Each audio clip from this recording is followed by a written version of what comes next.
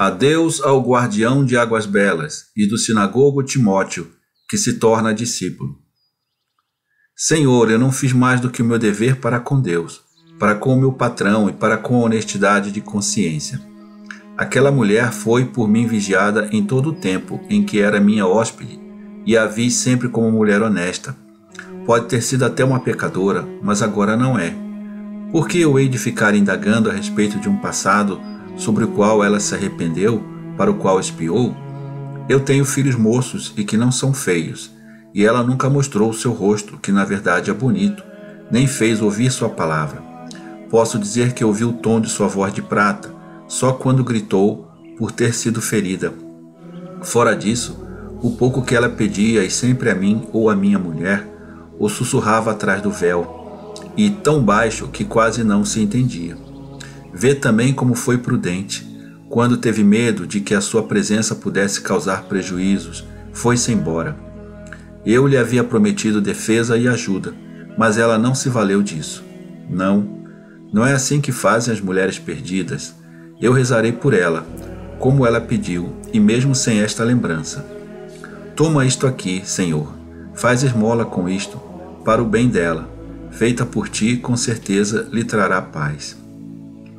O feitor fala respeitosamente a Jesus. Ele é um belo homem, de rosto honesto e corpo robusto. Atrás dele estão 6 filhos jovens parecidos com o pai, 6 rostos sinceros e inteligentes. E está também a esposa, uma mulherzinha delicada e amável, que escuta o seu marido como se estivesse escutando um Deus, anuindo de contínuo com a cabeça. Jesus pega a pulseira de ouro e a entrega a Pedro, dizendo: para os pobres. Depois vira-se para o feitor. Nem todos têm a tua retidão em Israel. Tu és sábio, porque distingues o bem do mal e segues o bem, sem calcular que vantagem humana há em fazê-lo. Em nome do Eterno Pai, eu abençoo a ti, aos teus filhos, a tua esposa, a tua casa. Conservai-vos sempre nestas disposições de espírito, e o Senhor estará sempre convosco, e tereis a vida eterna. Eu agora me vou, mas não está dito que nunca mais nos vejamos de novo. Eu voltarei, e vós podereis sempre vir a mim. Por tudo o que fizestes por mim e por aquela pobre criatura, Deus vos dê a sua paz.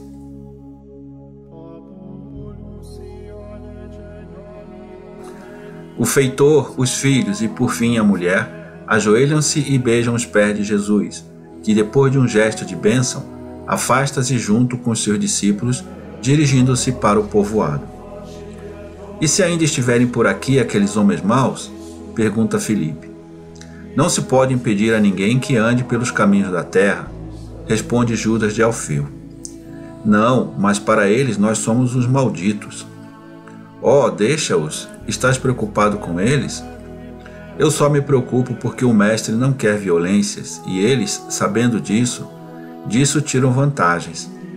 Resmunga Pedro por entre a barba, e certamente pensa que Jesus, que está falando com Simão e Iscariotes, não o esteja ouvindo. Mas Jesus o está ouvindo, e com o rosto meio severo, meio sorridente, se vira e diz: Pensas tu que eu venceria fazendo violência? Ora, este é um pobre sistema humano e que serve temporariamente para obter vitórias humanas. Quanto tempo dura a violência? Dura até que ela, por si mesma, gere reações nos oprimidos, e eles, reunindo-se, formem uma violência maior que abate a primeira. Eu não quero um reino temporário, eu quero um reino eterno, o reino dos céus. Quantas vezes vou-los disse? Quantas vezes deverei dizê-lo? Compreender-los-ei algum dia? Sim, chegará o momento em que o compreendereis. Quando, meu Senhor? Eu tenho pressa de compreender, para ser menos ignorante, diz Pedro. Quando? Quando fordes moído como o grão, entre as pedras da dor e do arrependimento. Poderias, ou melhor, deverias compreender antes, mas para fazer isto deverias destruir a vossa humanidade e deixar livre o espírito. E esta força sobre vós mesmos, vós não a sabeis fazer. Mas compreendereis, e então compreendereis também que eu não podia usar de violência, meio humano, para estabelecer o reino dos céus, o reino do Espírito. Mas, por enquanto, Não tenhas medo. Aqueles homens de que vos preocupais não nos farão nada. Para eles, basta que me tenham expulsado.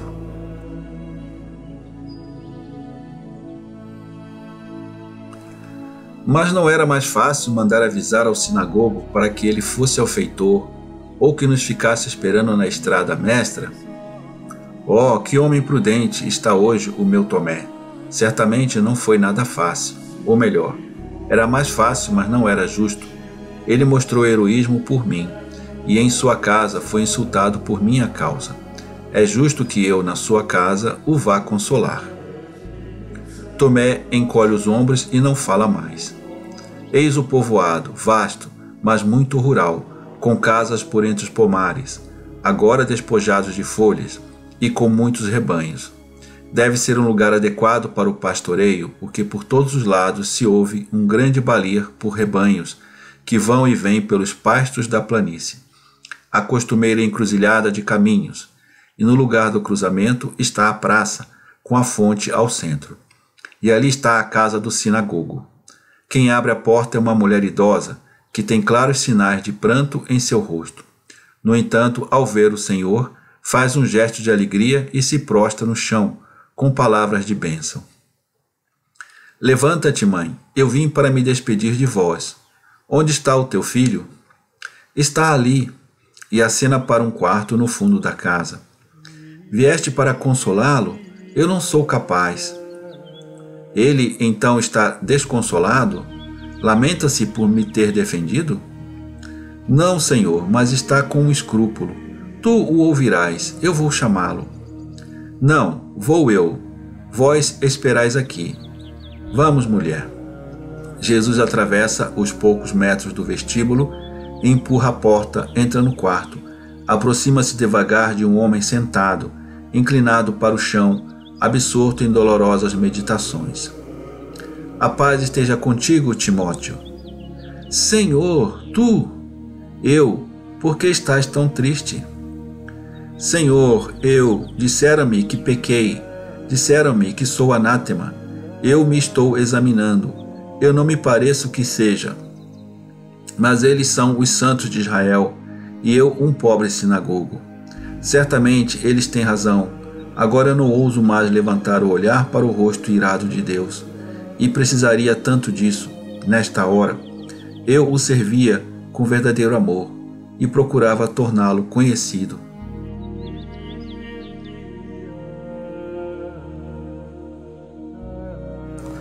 Agora vou ficar privado deste bem, porque o sinédrio, com certeza, me amaldiçoa.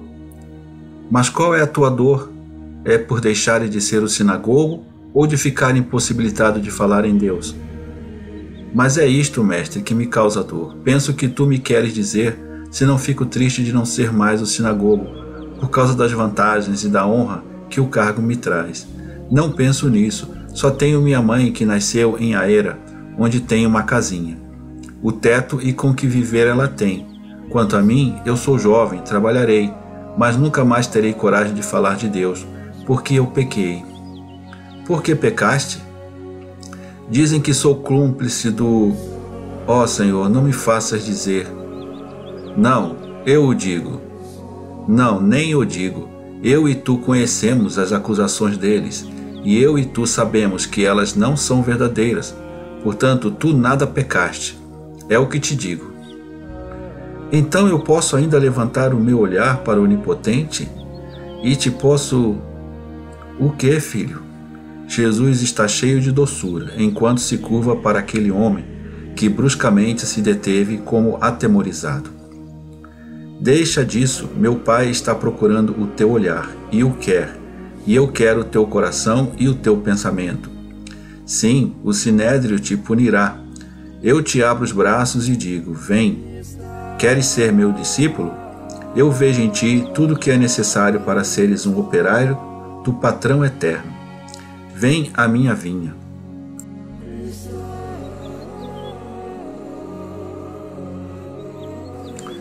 Estás falando de verdade, mestre? Mãe, estás ouvindo? Eu estou feliz, minha mãe. Eu bendigo esta dor, porque me deu esta alegria. Oh, vamos fazer uma grande festa, mãe. Depois eu irei com o mestre, e tu voltarás para a tua casa. Eu vou logo, meu Senhor, pois acabaste com todo o meu temor, com minha dor e meu medo de Deus. Não, tu esperarás a palavra do Sinédrio, com coração sereno e sem ódio. Fica em teu lugar, enquanto nele fores deixado. Depois me alcançarás em Nazaré ou em Cafarnaum. Adeus. A paz esteja contigo e com tua mãe. Não te detens em minha casa? Não, eu irei à casa de tua mãe. É um povoado pouco fiel. Eu lhe ensinarei a fidelidade. Adeus, mãe. Estás feliz agora? Jesus a acaricia como sempre faz com as mulheres idosas, as quais percebo quase sempre dá o nome de mãe. Estou feliz, Senhor. Eu havia criado um varão para o Senhor, e o Senhor o toma como servo do seu Messias. Seja bendito por isso o Senhor. Bendito sejas tu, que és o Messias. Bendita seja a hora em que vieste. Bendito seja o meu filho, chamado para o teu serviço. Bendita seja a Mãe Santa, como a Ana de Alcana. A paz esteja convosco. Jesus sai seguido pelos dois. Chega até os discípulos, saúda de novo e começa sua volta para a Galileia.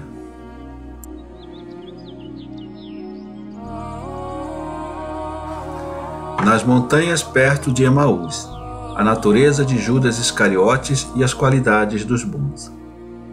Jesus está com os seus em um lugar muito montanhoso. O caminho é desconfortável e áspero, e os mais velhos vão se cansando muito.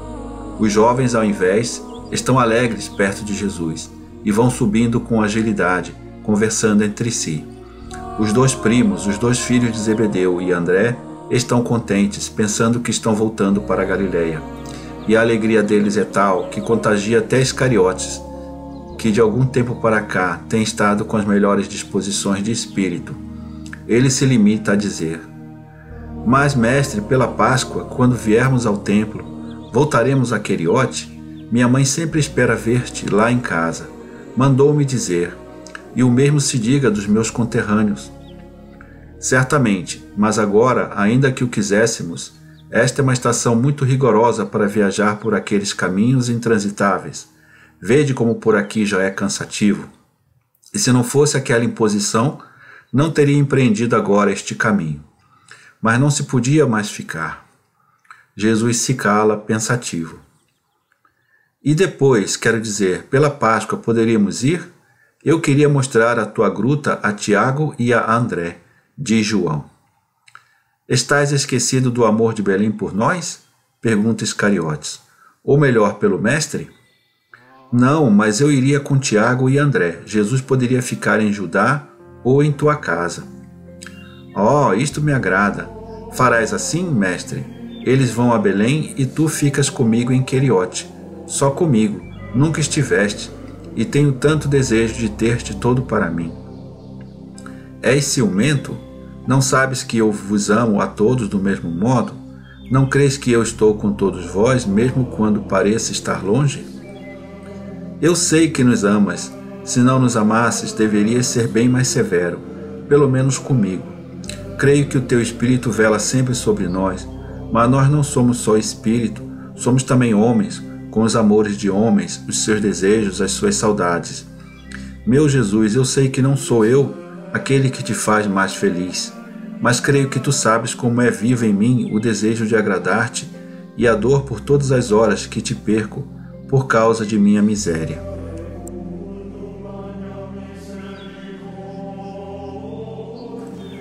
Não, Judas, eu não te perco. Estou mais perto de ti do que dos outros, justamente porque conheço quem és tu. O que sou, meu Senhor? Diz, ajuda-me a compreender o que eu sou. Eu não me entendo. Parece-me que sou como uma mulher perturbada por desejo de concepção. Tenho apetites santos e apetites depravados. Por quê? O que eu sou? Jesus olha para ele com um olhar indefinível. Está triste, mas com uma tristeza cheia de piedade. Muita piedade. Parece um médico que constata o estado de um doente e sabe que é um doente incurável, mas não diz nada. Diz, meu mestre, o teu julgamento será sempre o menos severo de todos sobre o pobre Judas. E além disso, estamos entre irmãos. Não me importa que saibam de que é que sou feito. Pelo contrário, sabendo por meio de ti, corrigirão os seus julgamentos e me ajudarão, não é verdade? Os outros estão embaraçados e não sabem o que dizer. Olham para o companheiro e olham para Jesus. Jesus puxa para perto de si Iscariotes, colocando-o no lugar em que antes estava o seu primo Tiago, e lhe diz: Tu és simplesmente um desordenado. Tens em ti todos os melhores elementos, mas não os tens bem firmes. Por isso, o menor sopro de vento faz desmoronar tudo. Pouco tempo atrás, passamos por aquele desfiladeiro e lá nos mostraram o dano que sofreram as pobres casas daquele povoado, por causa da água, da terra e das árvores. Ora, a água, a terra e as árvores são coisas úteis e abençoadas, não é mesmo? Contudo, naquele lugar se tornaram malditas. Por quê? Porque a água da torrente não tinha um curso bem regulado, mas também pela inércia do homem foi cavando mais leitos, segundo os seus caprichos. Tudo estava bonito, enquanto não chegava alguma tempestade. Então era como um trabalho de ourives. Aquela água clara que banhava o monte em pequenos regatos era como adereços de diamantes ou colares de esmeraldas, conforme estivesse refletindo a luz ou a sombra dos bosques. E o homem se alegrava, porque para os seus pequenos campos aquelas águas, que então desciam tagarelando, eram muito úteis, assim como eram belas as árvores nascidas por causa de uma brincadeira dos ventos, em graciosas moitas aqui e ali, deixando clareiras cheias de sol.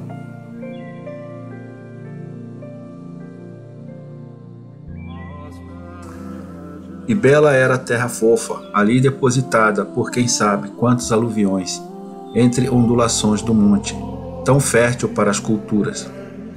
Mas bastou que chegassem as tempestades de um mês atrás para que os caprichosos regatos da torrente se unissem e desordenadamente extravasassem para um outro caminho, levando de roldão as plantas que não estavam em ordem e arrastando para o vale as terras desbarrancadas. Se as águas tivessem sido distribuídas com ordem e as plantas tivessem sido plantadas em ordenados bosques, se aquela terra, em tempo, tivessem sido dados uns arrimos, então os três bons elementos, que são a madeira, a água e o solo, não se teriam transformado em causa de ruína e morte para aquele pequeno povoado. Tu tens inteligência, coragem, instrução, prontidão, constância. Tens tantas e tantas coisas, mas em ti elas estão selvagemente dispostas e tu as deixas assim. Vê? Tu tens necessidade de um trabalho paciente e constante sobre ti mesmo, para pôr ordem, que também é vigor, em tuas qualidades, de modo que quando vier a tempestade da tentação, o bem que em ti existe não se transforme no mal para ti e para os outros. Tens razão, mestre. De vez em quando sinto-me transtornado por um vento e tudo se complica. E tu dizes que eu poderia. A vontade é tudo, Judas. Mas há tentações tão mordentes que nos escondemos por medo de que o mundo as leia no rosto. Eis o erro. Seria justamente aquele momento para não esconder-se, mas de procurar o mundo, aquele dos bons, para ter deles uma ajuda. Também o contato com a paz dos bons acalma a febre. Procurar também o mundo dos críticos, porque para aquele orgulho que leva-nos a nos escondermos para não sermos lidos em nossos espíritos tentados, a presença deles serviria como uma reação contra a fraqueza moral e não se cairia. Tu te fostes colocar no deserto, porque podia fazê-lo, mas ai dos sozinhos, se não forem, em sua solidão, multidão contra multidão.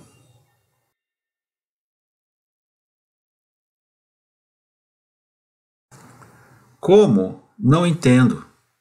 Multidão de virtudes contra multidão de tentações. Quando a virtude é pouca, é preciso fazer como esta era indolente. agarrar-se aos ramos das árvores robustas para poder subir. Obrigado, mestre. Eu me agarro a ti e aos companheiros. Mas ajudai-me, vós todos vós sois melhores do que eu. Foi melhor um ambiente parco e honesto no qual nós crescemos, amigo. Mas agora tu estás conosco, e nós te queremos bem. Verás, não é para criticar a Judéia, mas podes crer que na Galileia há, ao menos nos nossos povoados, menos riqueza e menos corrupção. Tiberíades, Magdala e outros lugares de tripúdio estão perto de nós, mas nós vivemos com a nossa alma simples, rústica, se quiseres, mas operosa, santamente contentes com o que por Deus nos foi concedido, diz Tiago de Alfeu. Mas a mãe de Judas é uma santa mulher, sabes, Tiago? Nela se vê escrita a bondade no rosto, objeta João. Judas de Queriote lhe sorri feliz pelo elogio, e o seu sorriso aumenta quando Jesus confirma. Disseste bem, João, é uma santa criatura. É sim, mas o sonho de meu pai era fazer de mim um grande do mundo, e me separou muito cedo, e por demais profundamente, da minha mãe. Mas que tendes a dizer que estais sempre falando? Pergunta de longe Pedro. Parai, esperai-nos. Não é bonito ir desandando assim, sem pensar que eu sou de pernas curtas. Param então até que o outro grupo se aproxime deles. Puxa, como eu gosto do meu barquinho. Aqui se cansa como escravos. Que é que estavas dizendo? Falávamos das qualidades necessárias para ser bons, responde Jesus. E não as dizes a mim, mestre? Certamente que sim. Ordem, paciência, constância, humildade, caridade. Já falei nelas muitas vezes.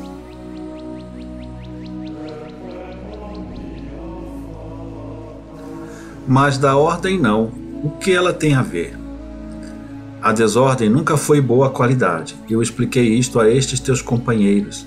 Eles te falarão. E a pus em primeiro lugar, enquanto que pus no último a caridade, porque são as duas pontas da reta da perfeição. Agora tu sabes que uma reta, colocada no plano, não tem princípio nem fim.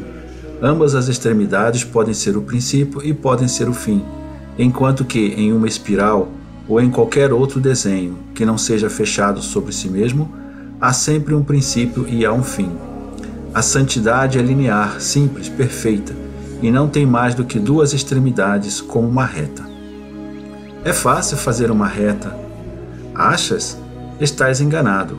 Em um desenho, mesmo que ele seja complicado, pode passar despercebido qualquer defeito, mas na linha reta, logo se vê qualquer erro, ou de inclinação, ou de hesitação. José, quando me ensinava o ofício, insistia muito na direitura das tábuas e, justamente, me dizia: estás vendo, meu filho? Uma leve imperfeição num ornato ou em um trabalho de torno pode ainda passar, porque os olhos, se não forem muito espertos, quando olham para um ponto não estão vendo o outro. Mas se uma tábua não estiver reta como deve, nem um trabalho mais simples como é uma pobre mesa de camponeses ficará bem. Ou em curva ou em verga, só serve para o fogo. Podemos dizer isto também a respeito das almas, para não ficar servindo só para o fogo do inferno, ou seja, para conquistar o céu é preciso que sejam perfeitas, como uma tábua aplainada e esquadrejada, como deve ser. Quem começa o seu trabalho espiritual com desordem, começando pelas coisas inúteis, saltando como um pássaro irrequieto, daqui para ali, acaba não conseguindo mais, quando quiser reunir as partes do trabalho. Elas não combinam. Por isso, ordem. Por isso, caridade. Depois, mantendo fixas em 2 torninhos estas extremidades, de modo que elas nunca escapem, trabalhar em todo o resto, sejam ornatos ou entalhes. Entendeste?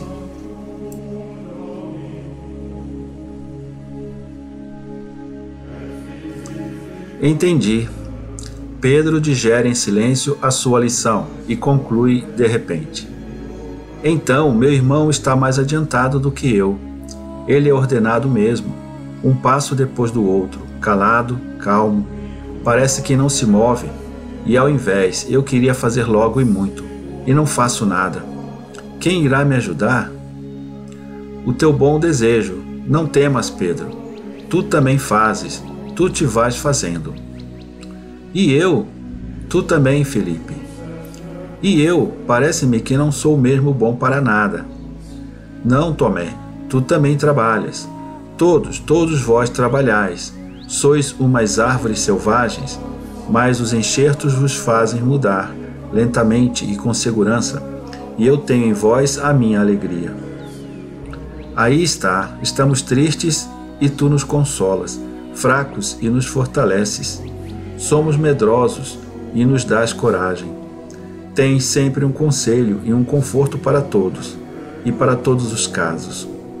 Como é que fazes, mestre, para estares sempre pronto e bom assim? Meus amigos, eu vim para isto, sabendo já o que teria que encontrar e o que devia fazer. Sem ilusões, não se tem desilusões, nem se perde o fôlego. Vai-se adiante. Recordai-vos disso, para quando tiverdes que trabalhar com o homem animal, para fazerdes dele o homem espiritual.